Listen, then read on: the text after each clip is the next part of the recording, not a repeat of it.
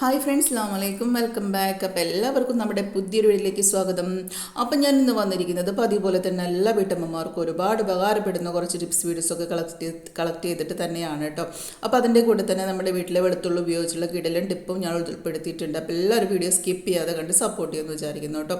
അപ്പോൾ നമ്മുടെ ഫസ്റ്റത്തെ ടിപ്പിലേക്ക് പോകാം. ഫസ്റ്റ് ടിപ്പ് എന്ന് വെച്ചാൽ ഞാനിതൊരു അച്ചാറിൻ്റെ കുപ്പിയാണ് എടുത്തിട്ടുള്ളത് കേട്ടോ. നമ്മൾ കടയിൽ നിന്ന് വാങ്ങണ തോളൂരിൻ്റെ മാങ്ങച്ചാറല്ല സോറി നാരങ്ങയുടെ അച്ചാറാണ് കേട്ടോ. അപ്പോൾ ഞാനിത് അതിൻ്റെ കുപ്പിയൊക്കെ കാലിയായിട്ടുണ്ട്. ഇനി നമ്മൾ സാധാ പോലെ കഴുകി ലിക്വിഡൊക്കെ ഉപയോഗിച്ചിട്ട് കഴുകിയെടുത്താലും അതിൽ അച്ചാറിൻ്റെ സ്മെല്ലും അതുപോലെ ഒരു ഓയിലിൻ്റെ കണ്ടൻറ്റൊക്കെ എന്തായാലും ഉണ്ടാവും.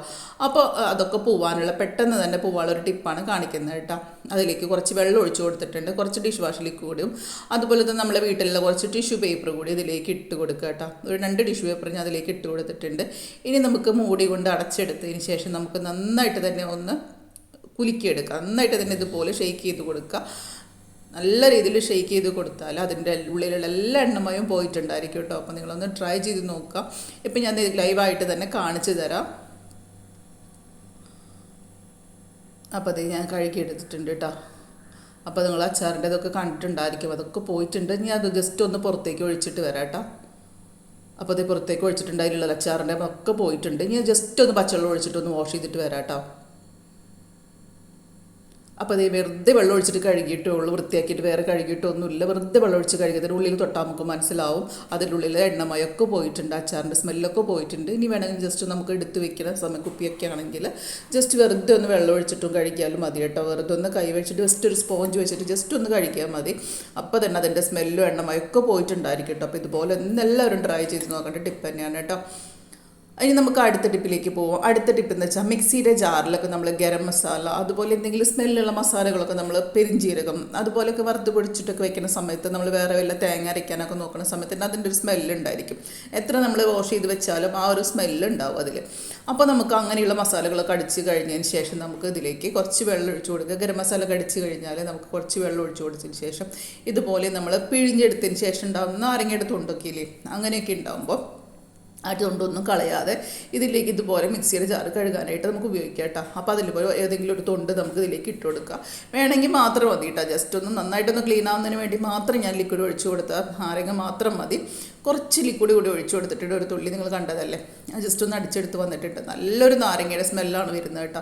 ഇനി നമുക്കത് ജസ്റ്റ് ഒന്ന് വാഷ് ചെയ്തെടുത്ത് കൊടുത്ത് വെച്ച് കഴിഞ്ഞാൽ വേറെ മസാല അടിച്ചെടുത്താലോ ജസ്റ്റ് ഗരം മസാലയുടെ ഒരു സ്മെല്ല് പോലും അതിലുണ്ടാവില്ല കേട്ടോ.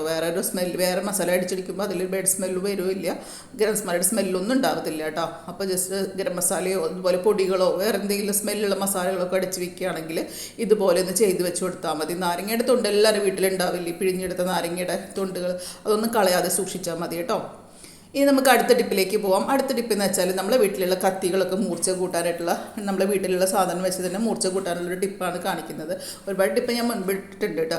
അപ്പോൾ എല്ലാവരും വീട്ടിൽ ഇതുപോലെ സ്റ്റീൽ കൂളറില്ലേ, എല്ലാവരും വീട്ടിലുണ്ടാകുന്ന ഒരു സാധനമല്ലേ, ആ സ്റ്റീൽ കൂളർ എടുത്തിട്ട് ജസ്റ്റ് ഒന്ന് ഇതുപോലെ ആക്കിയെടുത്താൽ മതി. നമ്മൾ ഇറച്ചിയും മീനൊക്കെ വെട്ടുമ്പോൾ സാധാരണത്തേക്കാളും കുറച്ചുകൂടിയൊക്കെ മൂർച്ച വേണ്ടല്ലോ. ചിക്കനോ അതുപോലെ ബീഫൊക്കെ പെട്ടെന്ന് കട്ട് ചെയ്തെടുക്കണമെങ്കിൽ അങ്ങനെയുള്ള സമയത്തൊക്കെ മൂർച്ച കുറഞ്ഞെന്ന് തോന്നുമ്പോൾ ഇതുപോലെ സ്റ്റീൽ കൂളർ വെച്ചിട്ട് ഒന്ന് ഇതുപോലെ ഒന്ന് ഉരച്ചെടുത്താൽ മതി. നല്ല രീതിയിൽ മൂർച്ച കൂടി കിട്ടും കേട്ടോ. അപ്പോൾ എല്ലാവരും ഒന്ന് ട്രൈ ചെയ്ത് നോക്കുക. അടിപൊളി ടിപ്പ് തന്നെയാണ് സ്റ്റീൽ കൂളർ. എല്ലാവരും വീട്ടിലുണ്ടാകുന്നൊരു സാധനമല്ലേ, അപ്പോൾ പെട്ടെന്ന് നമുക്ക് മൂർച്ച കൂട്ടിയെടുക്കുകയും ചെയ്യാം കേട്ടോ.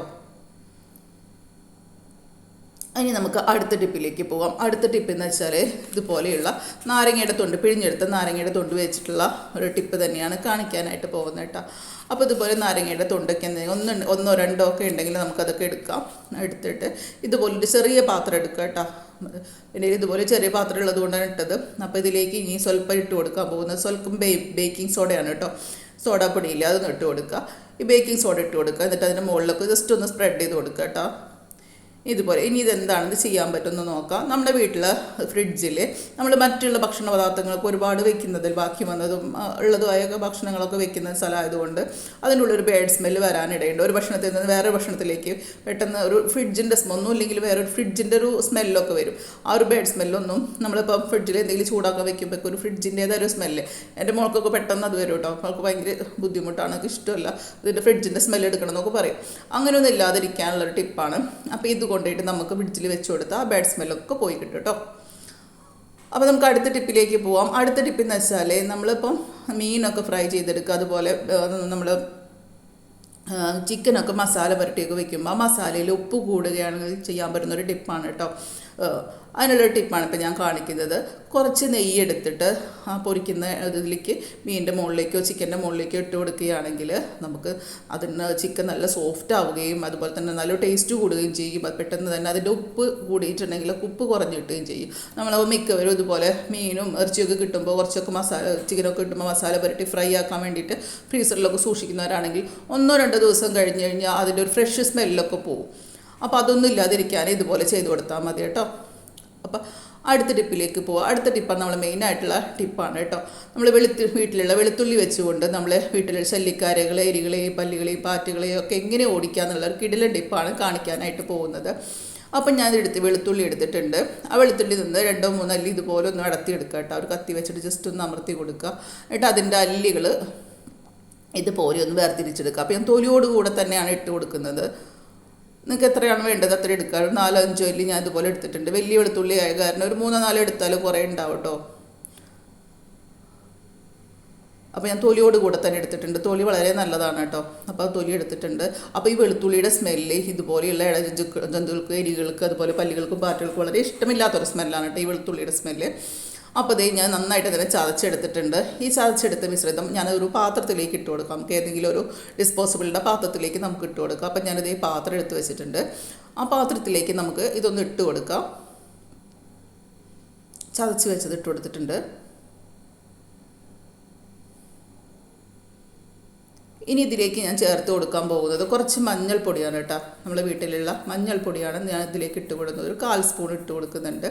അതായത് നമ്മുടെ വീട്ടിലെ ജന്തുക്കൾക്ക് എലികൾക്ക് ഒന്നും പാമ്പുകൾ എലികൾ അതുപോലെ പല്ലികൾ പാറ്റുകൾ അവർക്കൊന്നും ഈ മഞ്ഞൾപ്പൊടിയുടെ സ്മെല്ല് ഇഷ്ടമല്ല. ഭയങ്കര അലർജിയുള്ളൊരു സാധനമാണ് കേട്ടോ. പ്രത്യേകിച്ച് ആൻറ്റിസെപ്റ്റിക്കും കൂടിയാണ്. വളരെ നല്ലതാണ് മഞ്ഞൾപ്പൊടി കേട്ടോ. നമുക്ക് വളരെ നല്ലതാണ്. അതുപോലെ ഇഴജന്തുക്കൾക്ക് തീരെ താല്പര്യമില്ലാത്തതുമാണ്. ഇനി ഇതിലേക്ക് ഞാൻ ചേർക്കാൻ പോകുന്നത് കർപ്പൂരമാണ് കേട്ടോ. കർപ്പൂരം എല്ലാവരും വീട്ടിലുണ്ടാകുന്ന സാധനമാണല്ലോ. കർപ്പൂരത്തിൻ്റെ സ്മെല്ല് നമുക്ക് വളരെ ഇഷ്ടമാണ്. ജസ്റ്റ് ഒരു 3 എടുത്തിട്ടുണ്ട്. അതൊന്നും ഇതിലേക്ക് പൊടിച്ച് ചേർക്കുന്നുണ്ട് കേട്ടോ. കൈ കൊണ്ട് പൊടിച്ചാൽ തന്നെ പൊടിയും നല്ല നന്നായി പൊടിഞ്ഞ് കിട്ടുന്നതിന് വേണ്ടിയിട്ട് ജസ്റ്റ് പേപ്പറിൽ വെച്ചിട്ട് ഇടിക്കലിൽ വെച്ച് ഇടിച്ചതാണ് കേട്ടോ. ഇനി നമുക്കിതൊന്ന് മിക്സ് ചെയ്തിട്ടെടുക്കാം. നല്ല രീതിയിൽ കണ്ടോ സ്പൂൺ വെച്ചിട്ട് മിക്സ് ചെയ്തിട്ടെടുക്കാം.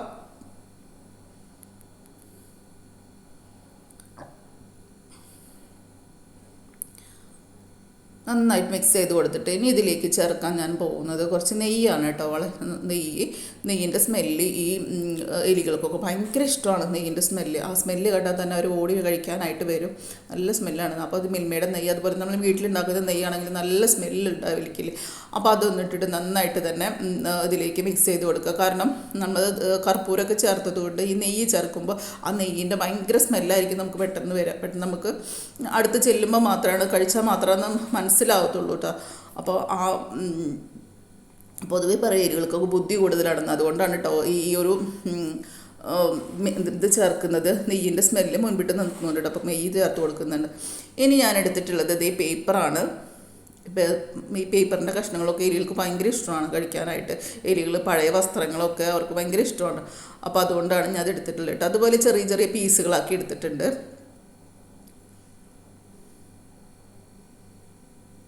അതുപോലെ ഓരോ പീസിൽ ഇതുപോലെ ഒന്നാക്കിയിട്ട് ജസ്റ്റ് ഒന്ന് പൊതിഞ്ഞ് ചെറിയ പൊതി പോലെ ആക്കി കിഴി പോലെ ആക്കുക. ഇതുപോലെ കിഴി പോലെ ആക്കിയിട്ട് നമുക്കിതൊന്ന് ഒരു പാത്രത്തിലേക്ക് വെച്ച് കൊടുക്കുക കേട്ടോ. ഇതുപോലെ ഞാനൊന്നൊരു കിഴിയാക്കി വെച്ചിട്ടുണ്ട്. കണ്ടില്ലേ ഇതുപോലെ ചെറിയൊരു പോള് പോലെ ആക്കി കൊടുക്കുക കേട്ടോ.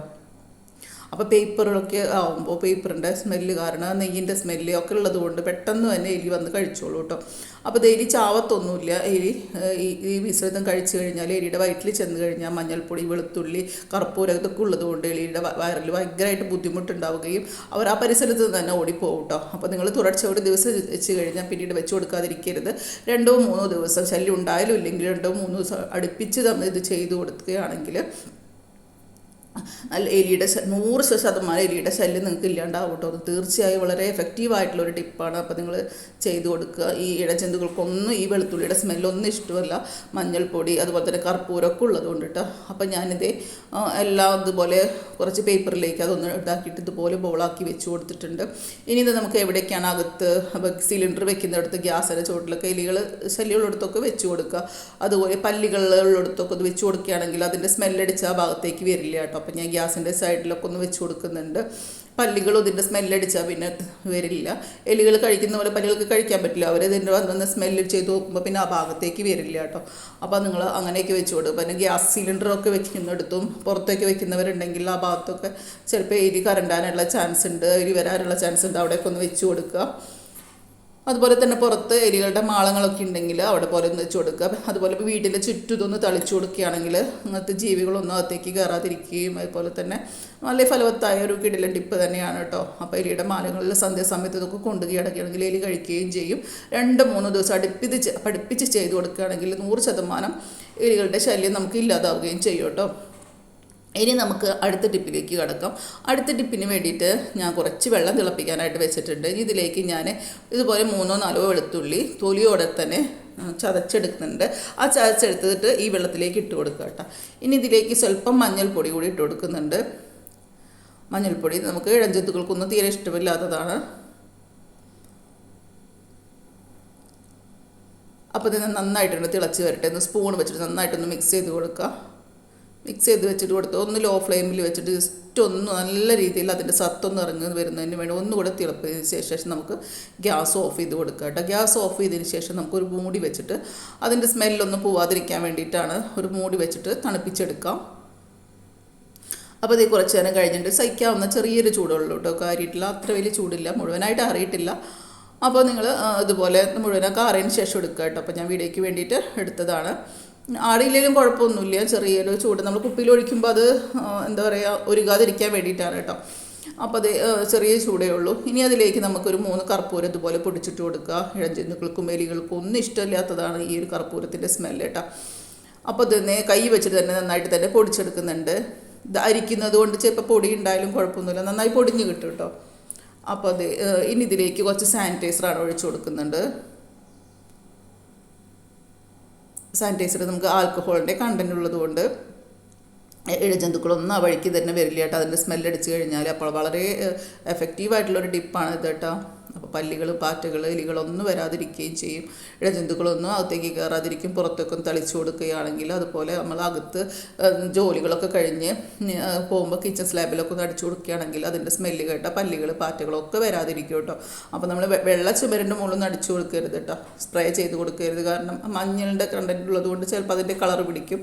അപ്പോൾ അതുകൊണ്ട് ഇതുപോലെ സ്ലാബിലൊക്കെ വെച്ചിട്ട് നമുക്ക് രാത്രി തെളിച്ചു കൊടുത്തു പോയാൽ ഇതുപോലെ ഞാനൊരു സ്പ്രേ കുപ്പിയിലാക്കി വെച്ചിട്ടുണ്ട്. ഇനി നമുക്കൊന്ന് സ്പ്രേ ചെയ്ത് കൊടുക്കാം കേട്ടോ. അത് ഇതുപോലെ ഒന്ന് ആക്കി കൊടുക്കാം. ഇതുപോലെ ഒന്ന് ആക്കി കൊടുത്തതിന് ശേഷം നമുക്ക് രാത്രി ഇതുപോലെ ഇട്ടിരുന്നാൽ പിന്നെ ആ വഴിക്ക് തന്നെ പല്ലികളോ പാറ്റകളോ ഒന്നും വരില്ല കേട്ടോ. പിന്നെ ആ ഭാഗത്തേക്ക് വരില്ല. രാവിലെ ഒന്ന് ജസ്റ്റ് ഒന്ന് തുടച്ചു കൊടുത്താലും മതി. ഇതുപോലെയൊക്കെ ഒന്ന് ഒഴിച്ചു കൊടുത്തു കഴിഞ്ഞാൽ ഒട്ടും അതുപോലെ പല്ലികളോ പാറ്റകളോ ഒന്നും ആ വഴിക്ക് പോലും എല്ലാ 2-3 ദിവസം അടുപ്പിച്ച് ഇതുപോലെ ചെയ്ത് കൊടുത്ത പല്ലികളുടെ പാറ്റകളുടെയും ശല്യമൊക്കെ 100% നമുക്ക് ഒഴിവാക്കാനായിട്ട് പറ്റും കേട്ടോ. അപ്പോൾ എല്ലാവരും ചെയ്ത് നോക്കേണ്ട കിടല എഫക്റ്റീവായിട്ടുള്ള ഒരു ടിപ്പ് തന്നെയാണ് കേട്ടോ. അതുപോലെ തന്നെ ഇതുപോലെയുള്ള എലിപ്പൊത്തുകളൊക്കെ ഉണ്ടാവില്ലേ തറയുടെ അടുത്തൊക്കെ, അവിടെ ഇതൊക്കെ നമ്മൾ നേരത്തെ ചെയ്ത ടിപ്പിൻ്റെ കടലാസ് വെച്ചുള്ള ടിപ്പില്ലേ, അതൊന്ന് കൊണ്ട് ആ ഉരുളൊന്ന് കൊണ്ടുപോയി ഇട്ട് കൊടുക്കുക. അതുപോലെയുള്ള എലിപ്പൊത്തിലും മാളങ്ങളിലൊക്കെ ഇട്ട് കൊടുക്കുക. അതുപോലെ തന്നെ ഇതുപോലെ തളിച്ചു കൊടുക്കുകയാണെങ്കിൽ എലികൾ ആ ഭാഗത്തേക്ക് തന്നെ വരില്ല കേട്ടോ.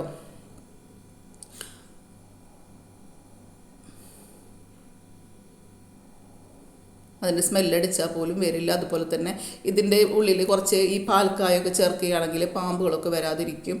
അപ്പോൾ എല്ലാവരും ഒന്ന് ട്രൈ ചെയ്ത് നോക്കുക. അതുപോലെ തന്നെ വീട് ചുറ്റുഭാഗത്തൊക്കെ വെച്ച് ചെറിയ പഴുതാരകൾ അതുപോലെ അതുള്ള ജീവികളൊന്നും അകത്തേക്ക് കയറാതിരിക്കും, ആ വഴിക്ക് തന്നെ വരാതിരിക്കും കേട്ടോ. അപ്പോൾ എല്ലാവരും ചെയ്ത് നോക്കുക. അത് പുറത്താണ് അകത്താണെങ്കിലും അങ്ങനെ വെള്ള ഭാഗത്തല്ലാത്ത രീതിയിലൊക്കെ നമുക്കൊന്ന് തളിച്ചു കൊടുക്കുകയാണെങ്കിൽ അതുപോലെ കിച്ചൺ സീലൊക്കെ തളിച്ചു കൊടുക്കുക കേട്ടോ. അപ്പോൾ എല്ലാവർക്കും ഇഷ്ടപ്പെട്ടു എന്ന് വിചാരിക്കുന്നു. ലൈക്ക് ചെയ്യാൻ, ഷെയർ ചെയ്യാൻ, സബ്സ്ക്രൈബ് ചെയ്യാൻ ഒന്നും മറന്നു